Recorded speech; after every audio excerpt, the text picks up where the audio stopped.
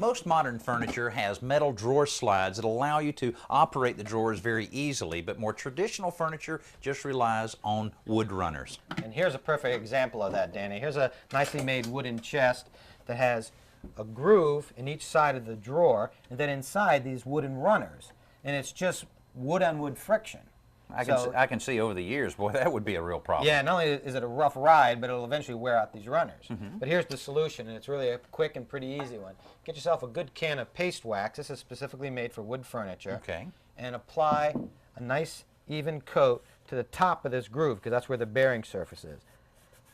And you have to do that obviously on both sides. In fact, if you want to take care of that other side, I'll help you out on that. then you also have to put it on, a little bit of wax on top of the runners on both sides, this side and that side. And again, you just have to do the top surface, because again, that's where the drawer rides, right on the wood.